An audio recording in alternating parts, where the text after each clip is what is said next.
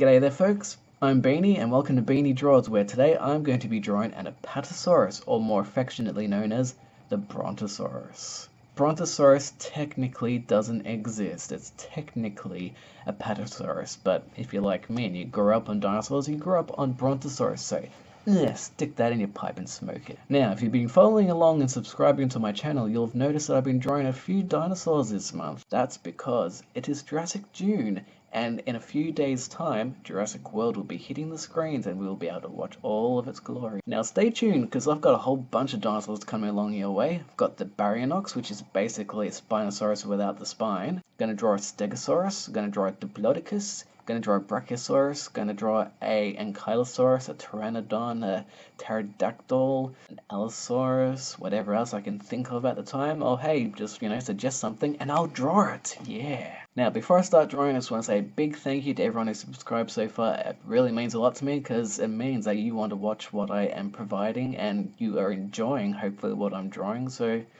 yeah, thank you very much for subscribing, and if you haven't already subscribed, be down that corner, won't it? Yeah, hit the subscribe button, and there'll be even more content for you to watch. So, without further ado, let's get drawing, shall we?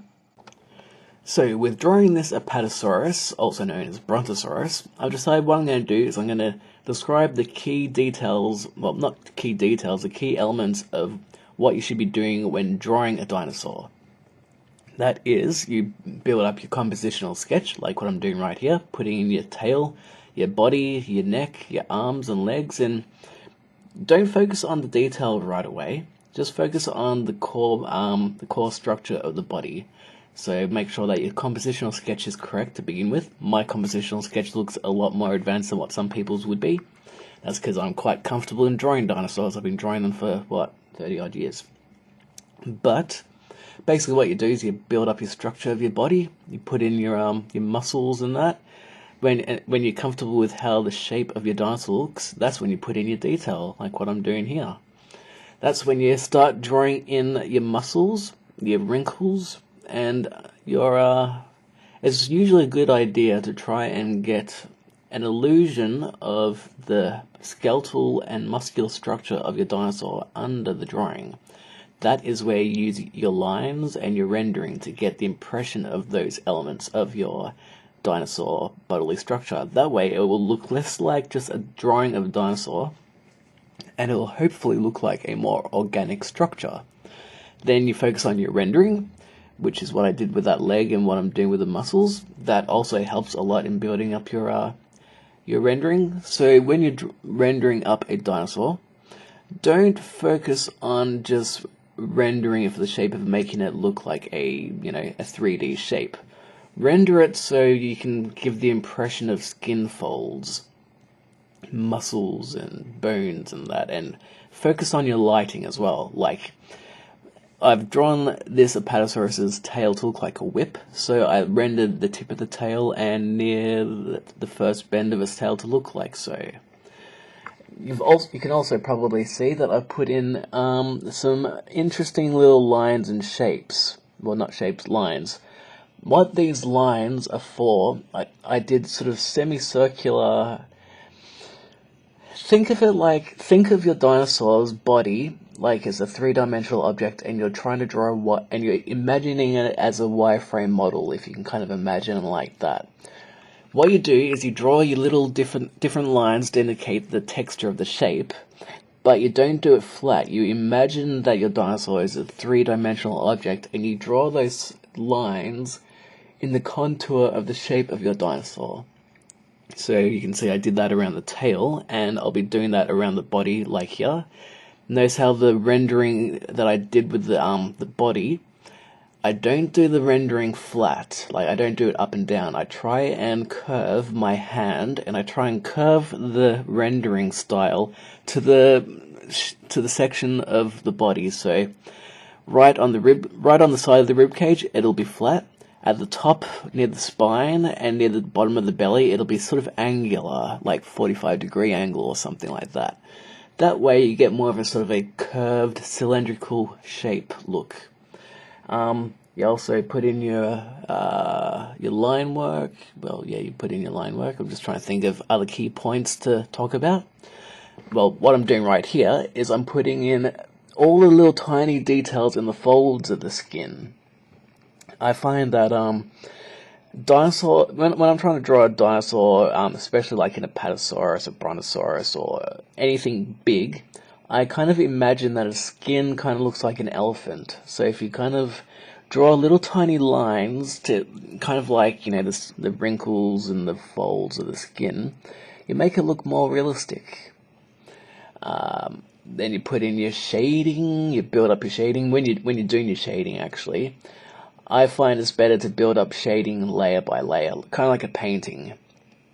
You'll notice the way that I draw that I don't actually do my layering of rendering all in one go. Sometimes I'll render a leg, then I'll move over to a tail or something. Then I do details. That's just kind of how I draw. But yeah, I build up those rendering. I build up the blacks and the shadows and the whites and the highlights. I don't actually render the highlights. I leave the paper blank when I'm trying to render the highlights. I use contrasting blacks with negative space to indicate the illusion of highlights. And as you can see with the neck now, I'll be what I was talking about before with the little tiny lines. That is a good indication of how I draw the skin of an Apatosaurus, or any dinosaur for that matter. Little tiny lines to indicate those little tiny wrinkles to give a good look of texture. And as you can see, the lines don't go straight down, or they're not uniform. They sort of, I'll curve the lines in a way so it kind of conforms to the contour shape of the dinosaur. So around the top of its neck, it's at a quite different angle than it is at the base of the neck.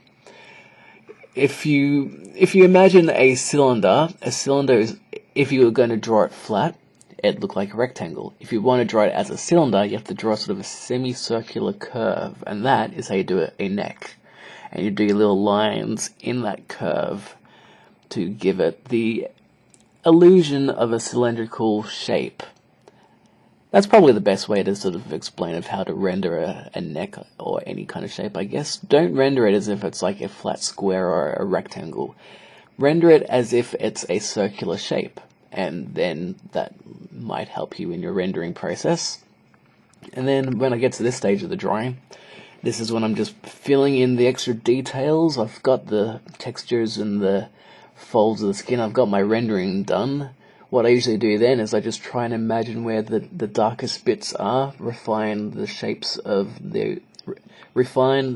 darker lines, refine the shapes, refine some of the lines, maybe erase some of the lines. As you can see around the head and the neck, I've made some of those lines a little bit darker to emphasize them a bit, to bring them out of the drawing a bit. That's a good way to bring out some elements from the foreground, from the background. So the head would be darker, the tail isn't as refined, and the base of the body and the legs and that, they'll be a little bit more refined, so you can contrast the folds of the skin and such. And yeah, hopefully this video, even though I haven't done it, bit by bit process this time, hopefully this little bit of a narration while you watch me draw kind of gives you an indication of some kind of tips and tricks on how you go about drawing dinosaurs, to make it gives you some things to think about when drawing, as opposed to this is me drawing a leg, this is me drawing a neck. I'm just giving this a bit of a try out just to see if maybe some of these tips work a little bit better than just bit by bit drawing. So now I'm just going to, fill in the last little bits of detail with the background and trees and that. So if you like this video, please give it a thumbs up. I'm going to be adding even more because it's Jurassic June. And I'm just going to be drawing a lot in general anyway. So if you like this video, give it a thumbs up. Please subscribe if you haven't already done so. I appreciate all the subscriptions I get, and you'll get to see even more drawings like this. Give me suggestions on what you want me to draw, and yeah. Thank you for watching, and stay tuned for even more stuff. Thank you for watching, and I'll catch you later.